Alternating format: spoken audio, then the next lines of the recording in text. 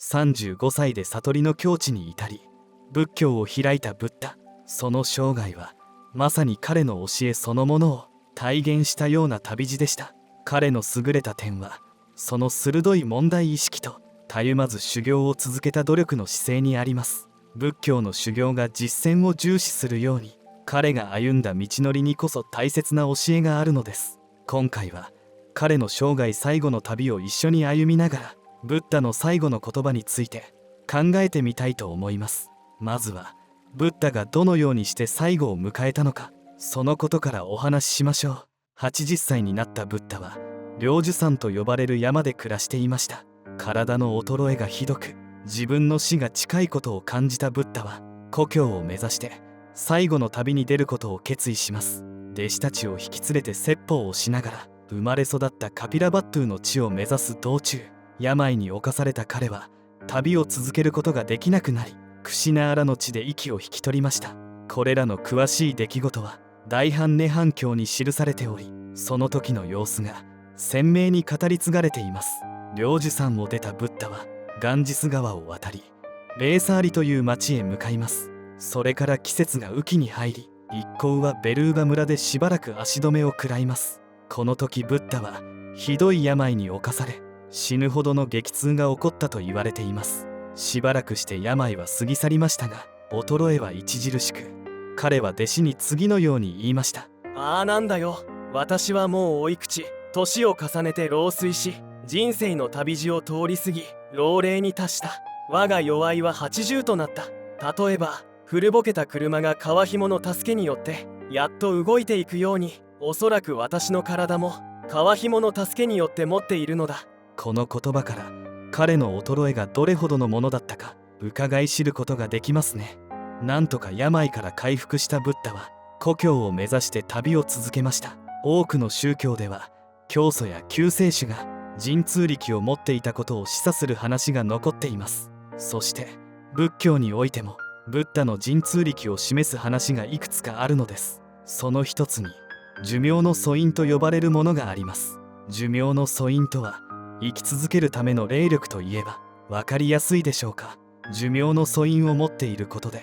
ブッダは自分自身でいつまで生きるかを決めることができた、そのように言われています。実際にベーサーリの地でブッダは弟子のアーナンダに次のように語ります。なんだよ、修行を完成した人は4つの不思議な霊力を収めた。大いにくびきを結ばれた車のように、家の礎のように堅固に完全に積み重ね、見事に成し遂げた。彼はもしも望むなら寿命のある限りこの世にとどまるであろうし、あるいはそれよりも長い間でもとどまることができるであろう。このブッダの発言は弟子のアーナンダを試すためのものでした。ブッダがこのように延命の可能性をほのめかしたにもかかわらず、アーナンダは死に対して延命を願わなかった。このことはアーナンダの過失としてその後ブッダによって叱責されることとなります。この時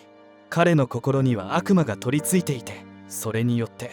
ブッダの延命を懇願しなかったのです。さてアーナンダの過失によって延命の要請を受けなかったブッダはついに寿命の素因を捨て去ります。旅を続けていたある日、ブッダの前に悪魔が現れました。尊い方よ、今こそあなたは涅槃にお入りください。今こそあなたのお亡くなりになる時です。涅槃とは煩悩の火が消えた世界のことで、輪廻から離れ苦しみから解放される場所を指します。尊い方よ、あなたはかつてこのようにおっしゃられました。悪魔よ、我が修行僧である弟子たちが懸命にしてよく身を整え、事柄を確かに知っていて学識があり、法を保ち法に従って行い、正しい実践をなし適切な行いをし、自ら知ったこと、そして師から教わったことを保って解説し説明し知らしめ確立し解明し分析し、異論が起こった時には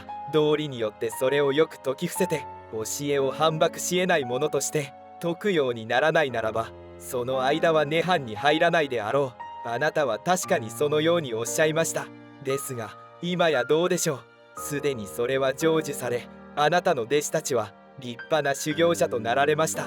さあ尊い方よ、今こそ涅槃にお入りください。今こそあなたのお亡くなりになる時です。そのような悪魔のささやきにブッダは次のように答えます。悪魔よ、汝は心焦るな。遠くないうちに私は涅槃に入るだろう。今から3ヶ月過ぎた後、私は亡くなるだろう。このようにしてブッダは3ヶ月後の入滅を悪魔に宣言した後、寿命の素因を捨て去ります。この出来事によってブッダの入滅が確定したのです。彼は弟子たちにも3ヶ月後に自分が死ぬことを伝えます。この時になってようやくアーナンダは死に延命を懇願しました。尊い方よ、死はどうか寿命のある限りこの世にとどまってください。多くの人々のために、多くの人々の幸福のために、世間の人々を憐れむために、神々と人々との利益と幸福のために。しかしブッダはその願いを拒絶します。なんだよ、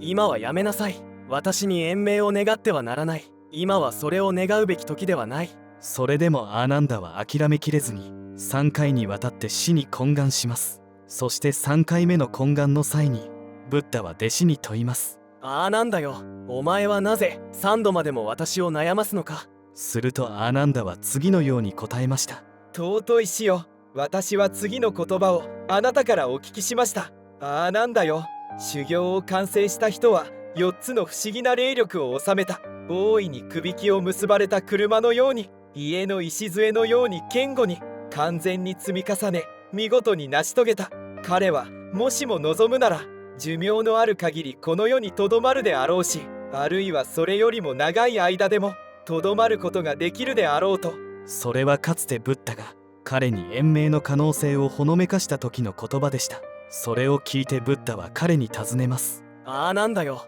お前はそのことを信じるのか。アーナンダははい、尊い方よと答えました。するとブッダは次のように弟子を叱責します。それならばなんだよ、これはお前の罪である。お前の過失である。私がこのようにあらわにほのめかし命じしたが、お前は洞察することができなくて、私に対してどうか寿命のある限りこの世にとどまってくださいと言わなかった。もしもお前があの時そう私に懇願したならば、私はお前の2度にわたる願いの言葉を退けたかもしれないが、しかし3度まで言ったならばそれを承認したであろう。だからなんだよ、これはお前の罪である。お前の過失である。ブッダはこのように言うと、その他にも過去に16回にわたってアーナンダが同じ罪を犯していることを明らかにされました。誠知恵と慈悲を体現したブッダの言葉とは信じられないほどの厳しい叱責がアーナンダに対して続けられました。その後ブッダと弟子たちの一行はさらに旅を進めていきます。入滅の日が近づいてくる中、ブッダはある村でカジコウのチュンダと出会います。チュンダは熱心な信仰を持ち、ブッダ一行を手厚くもてなします。そして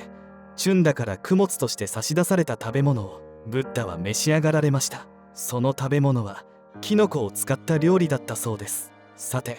このチュンダからの捧げ物を食べた時、ブッダの体に異変が生じます。なんと供物には毒キノコが紛れ込んでいたのです。それを食べたブッダは激しい痛みと下痢に襲われ、今や死に至る病に侵されたのです。それでもブッダは苦痛を耐え忍び、目的地である故郷を目指しました。この時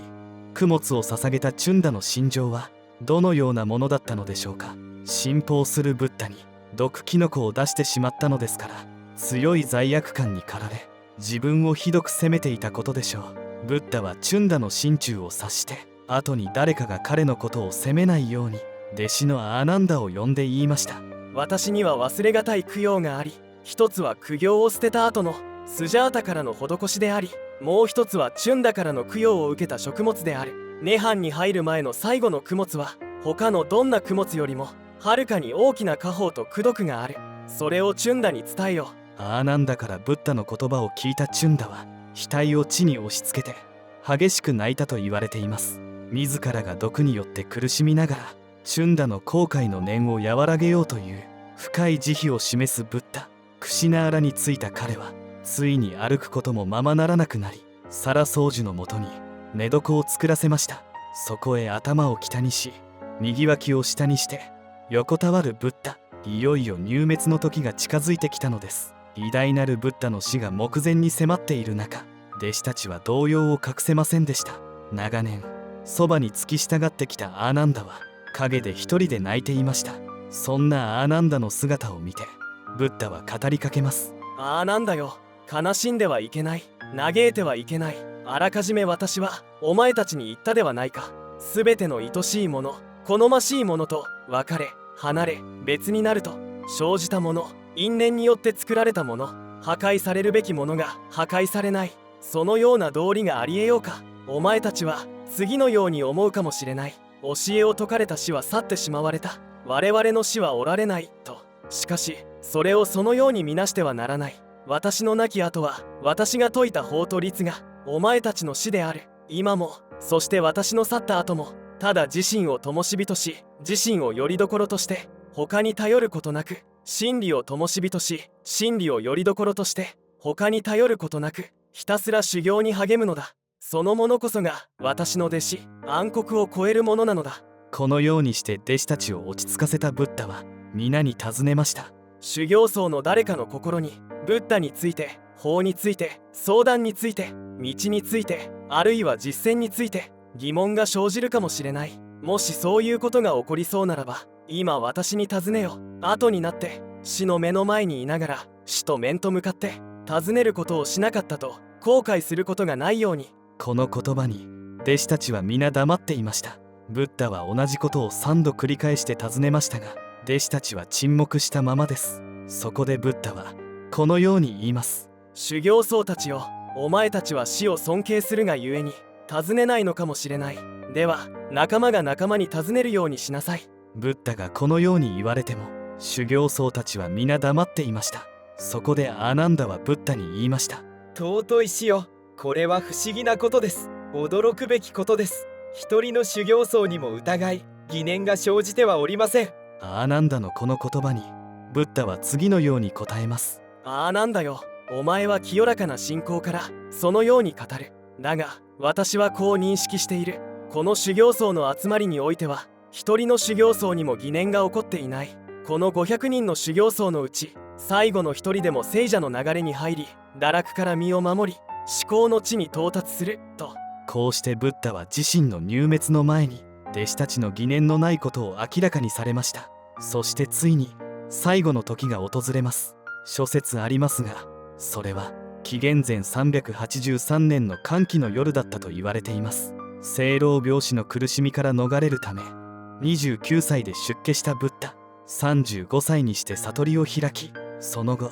80歳になるまで教えを説き続けた人生でした。偉大なる死は修行僧たちに告げます。さあ修行僧たちよ、今こそお前たちに告げよう。諸行は滅びゆく。怠ることなく努め励み修行を完遂せよ。そして皿の花が舞い散るようにブッダは苦しみを断ち煩悩の業火を滅し輪廻を下脱して涅槃の世界に行ったとされています。いかがでしたでしょうか。弱い80のブッダが最後の旅に出てクシナーラの地で涅槃に入るまでの物語でした。この旅を通じてブッダに訪れる老いと病と死、若きブッダが憂いを抱いた生老病死という人間の苦しみがこの旅路の中に詰め込まれている気がします。本来であればそのまま領受山を出ずに死を迎えることもできたでしょうが、それでも彼は故郷を目指して旅に出ます。そこには老いの苦しみを超越した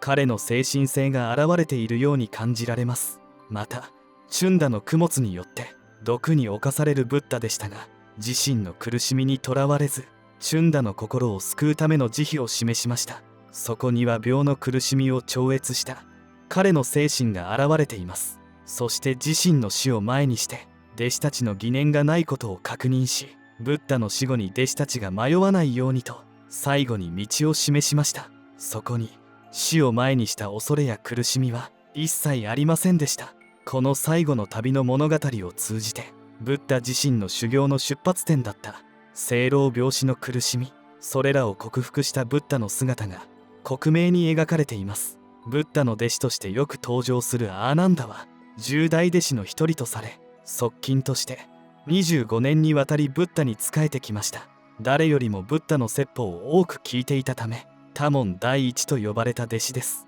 いつもブッダの近くにいたアーナンダですが実は他の弟子たちが悟りを開いていく中、彼だけはなかなか悟ることができなかったと言われています。このブッダが死んだ時にも彼はまだ悟りを開いていない状態でした。だからこそブッダは彼には延命をほのめかして試したり厳しく叱責したりして彼が悟りを開くための後押しをしていたのです。ブッダの入滅を前にして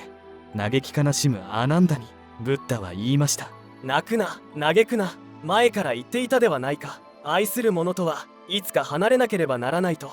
ここに仏教の本質が現れているように思います。つまりアーナンダは誰よりもブッダの教えを言葉として聞いていた人物でしたが、教えを知っているだけでは悟りに至ることはできないということです。だからこそブッダは最後の言葉として諸行は滅びゆく。怠ることなく努め励み、修行を完遂せよと残したのではないでしょうか。ブッダの入滅前の印象的な出来事として500人の修行僧たちにこれまでの教えについて何か疑念がないか繰り返し確認する場面があります。そして再三にわたる確認の上、皆が沈黙していたことにより誰にも疑念がないということが明らかにされます。これは非常に重要なシーンです。ブッダは自身では経典などの書物を残していません。弟子たちが生前の彼の言葉をまとめたものが後に仏教の経典となっていくわけです。そして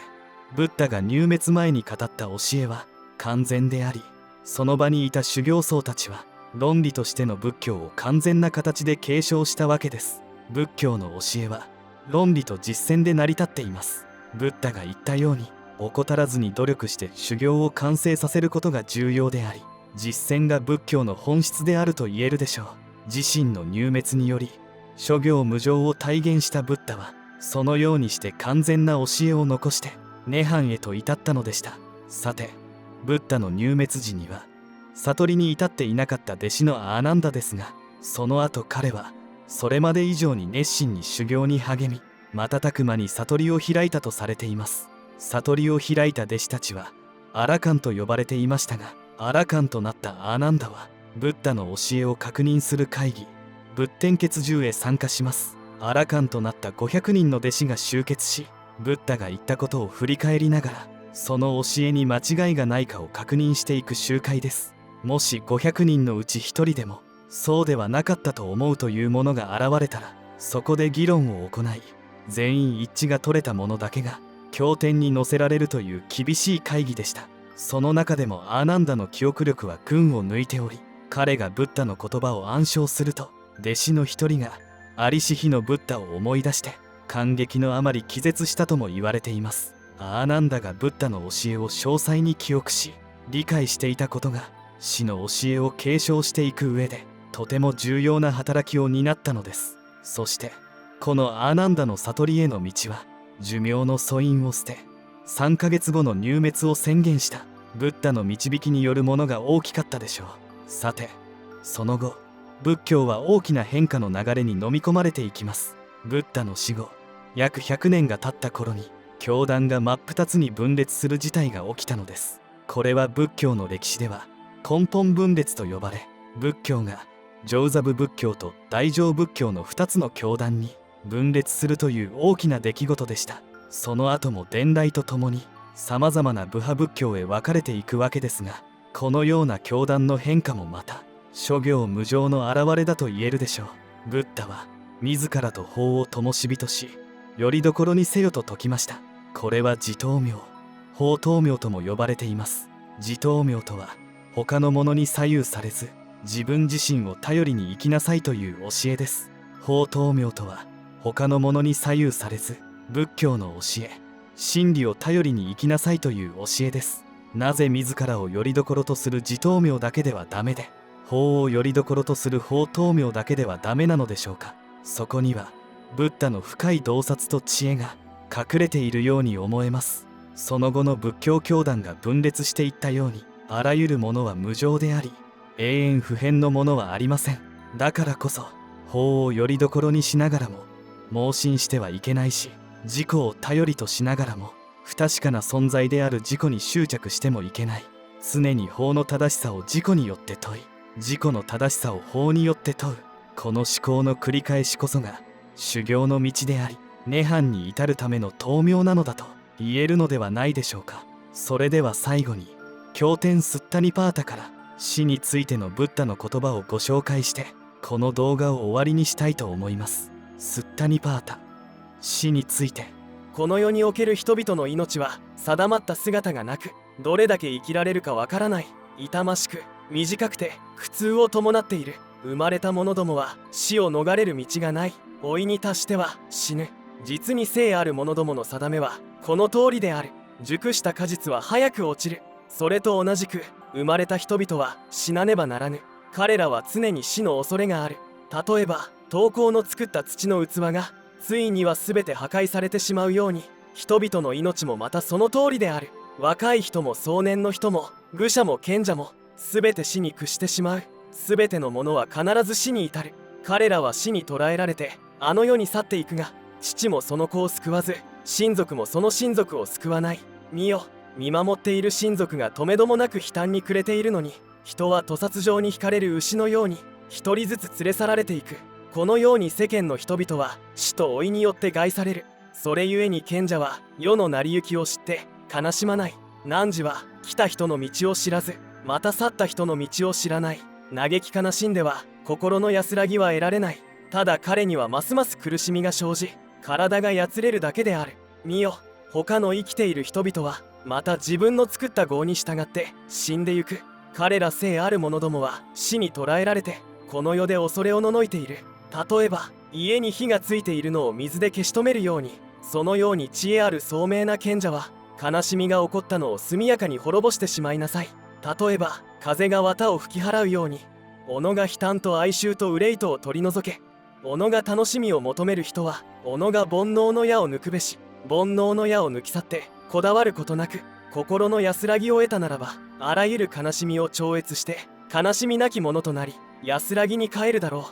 う。ブッダがその煩悩の矢を抜き去ったように、あなたもまたその矢を抜き去って安らぎへと至れることを願っております。それではご視聴いただきありがとうございました。高評価ボタンを押していただけますと制作の励みになります。動画をご視聴いただき込み上げた思いはぜひコメント欄へ書き込んでくださいね。お聞き逃しのないようチャンネル登録と通知オンをお願いいたします。